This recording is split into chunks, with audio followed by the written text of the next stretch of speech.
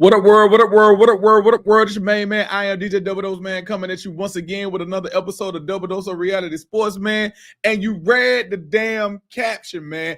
Georgia chokes again, man. Listen, we had my partner BB on the show last week. We did a nice little pre-game preview of the game. We gave you our keys to the game. And guess what?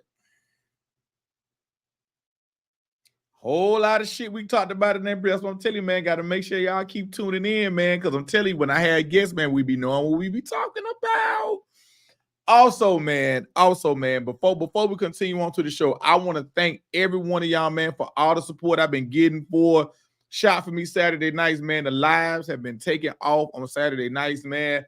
I can't do nothing but thank y'all from the bottom of my heart, man. So if you understand this, man, on Saturday nights, we starting to become the voice of Saturday nights, man. So look, you never know when we gonna go live on Saturday nights, man. We starting to make this more of a consistent thing, man. So stay tuned in because, man, a lot of y'all be having a lot to say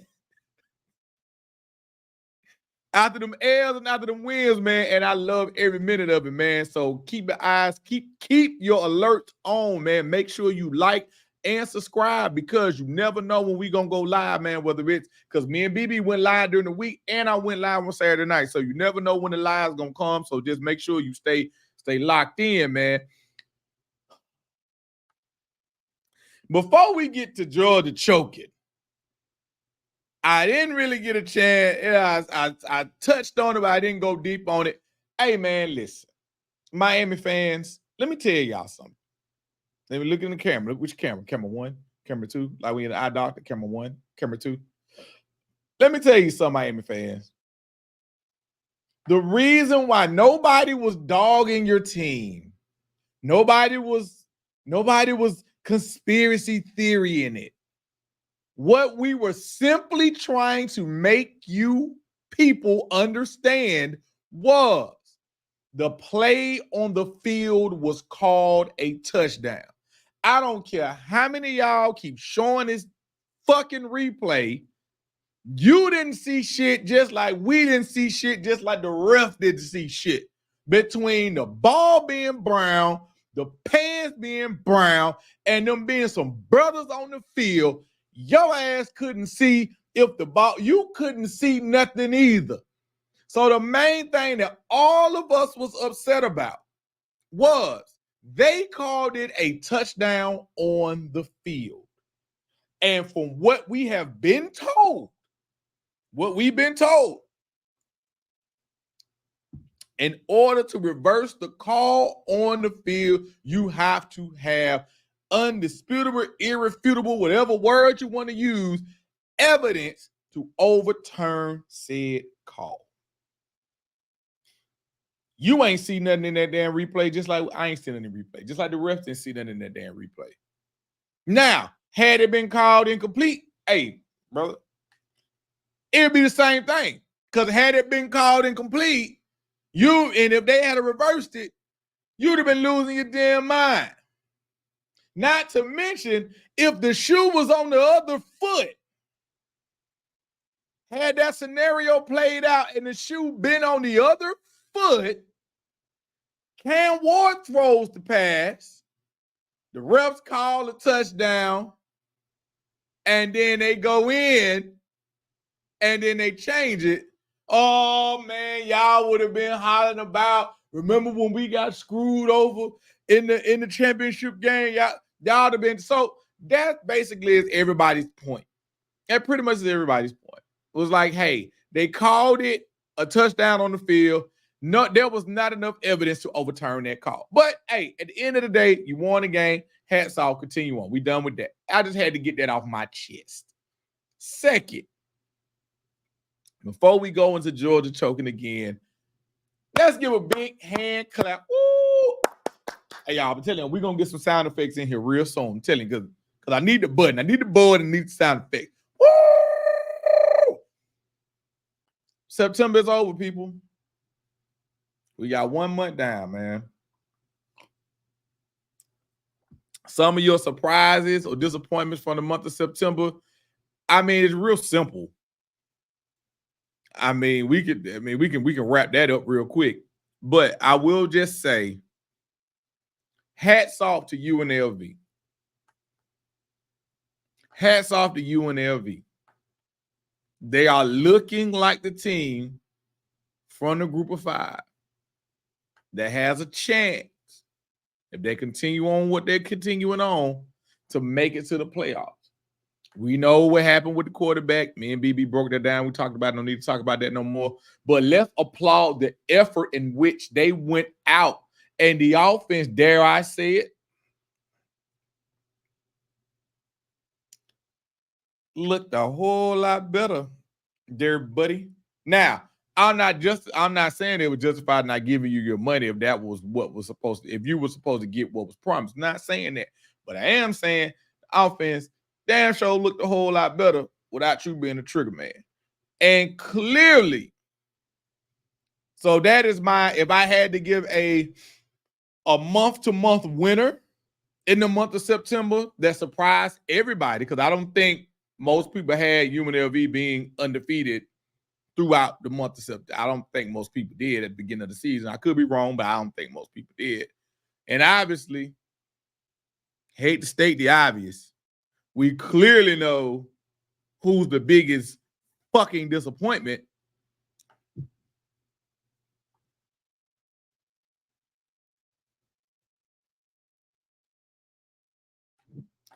Florida State. You know, August was bad. September was worse. And the dam finally broke. You know, all the games had been close up until SMU decided, y'all decided, I guess you had enough. And since you had enough, you finally got your ass whooping. And you got your ass whooping that you had been avoiding. You had been avoiding said ass whooping. You had been avoiding it, but you finally got it, and it summed up a terrible ass September and October. I mean, a terrible ass August and September. So if ever there was a reward or whatever you want to call it for what happened, I'm going to give my praise to UNLV as being the team that succeeded and took care of their business and surprised a lot of people in the month of September. And my disappointment goes, without further ado, to my beloved Florida State Seminoles. Yeah. So enjoy, people. As we know, this thing goes fast. It goes quick. Enjoy, enjoy, enjoy. So now that we have turned the page into October, you already know this weekend coming up, no weekend is unsafe from drama in college football. But the slate that we got coming up on the 12th, we're going to get into that next week. We got 2 shows coming next week. But before we get up off of this, Georgia, I talked about it on the live. Let me talk about it in a professional manner. Out the gate, man, Alabama whooped your ass. They did. So much so that your damn coach had to come out and say, well, they showed us some stuff we didn't prepare for. Damn, Kirby. Really? You still saying that dumb shit? You still saying that dumb shit? And think that your fan base want to hear that? Now, like I said before, your seat ain't hot. Far from it. But a lot of people ain't happy, man. The boy's a new coach. He's a new coach in a new situation. But you know what that game Saturday looked like? Same old Georgia-Bama game. Georgia looks fucking clueless. Alabama is bullying them. And the game never gets too far out of hand, but it results in the same damn result. Another damn loss. And Carson Beck, I don't want to say you lost some money after that game because you got plenty of other tests to redeem yourself. And some would say in the second half, you slowly started to work that back. But, brother, you look like you didn't know whether you was coming or fucking going in that game. And a lot of those picks was on you. It wasn't that Alabama made amazing. Now, they made amazing plays to actually pick the ball off because, as we know, that is not a foregone conclusion because these kids dropped the ball left and right. But some of them picks, my brother, you threw it straight to them. Some of them picks, it was 2 and 3 people in the area where you had one or none. And I would be hard pressed if I do not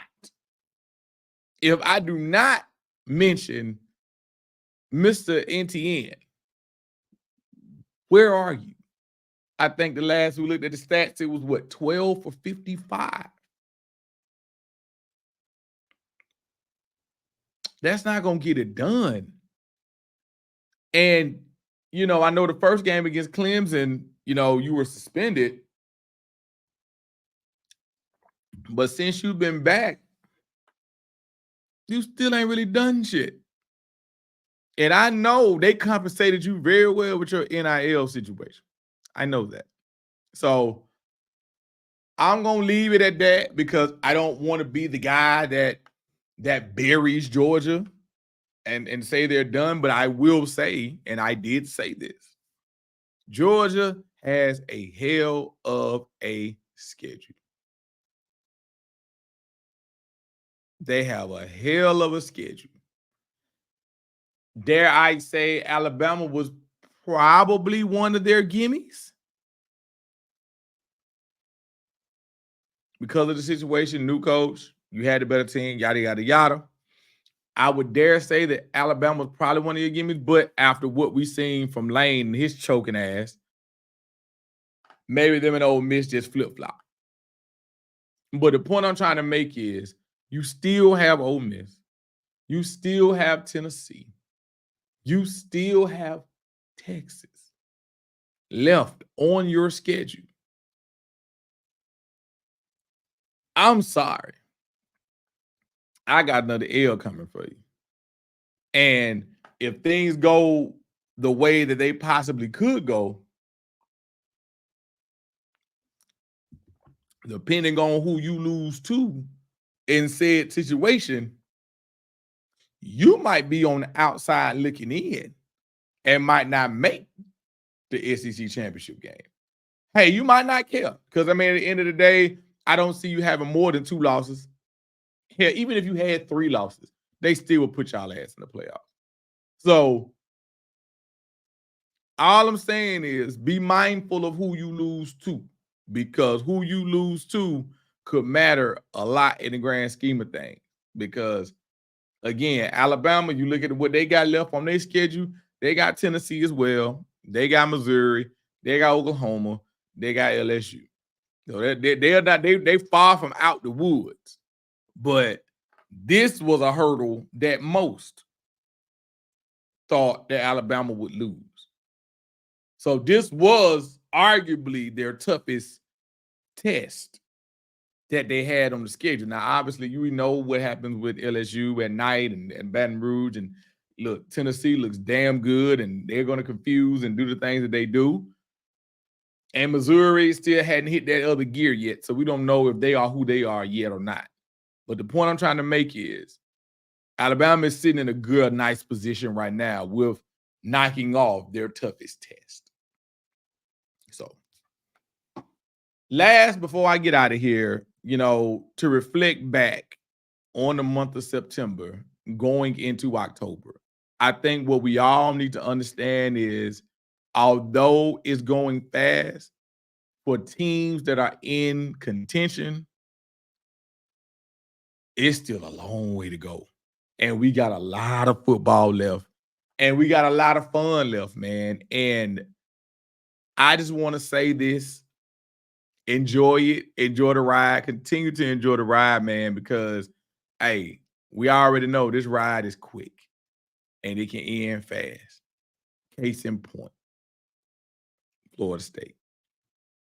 We're not even going to that deserves a whole nother show to talk about the debacle that is Florida State.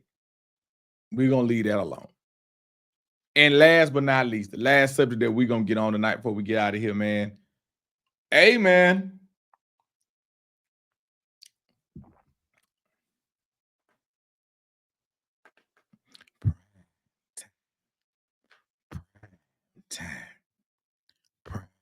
Time. When you look at what Colorado is doing, why not Colorado? Why not? And I'm saying that the way I'm saying it for a reason. Why not?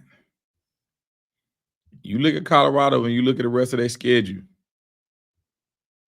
Why not? I mean, they got Kansas State coming off their bye.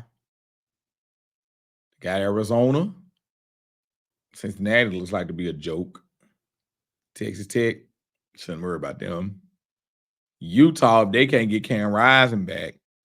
And well, Kansas is not what we thought they was going to be. And then they closed it out with Oklahoma State. Right now, per your standings in the Big 12, it's only 3 teams that's 2-0 in the Big 12. That's BYU, Colorado, and Texas Tech. And I said it before, and I'm going to say it again. It's 2 slots for the championship game. So meaning you ain't got to be undefeated to make it there. And you could suffer 1 or 2 losses. So let's just look at the future.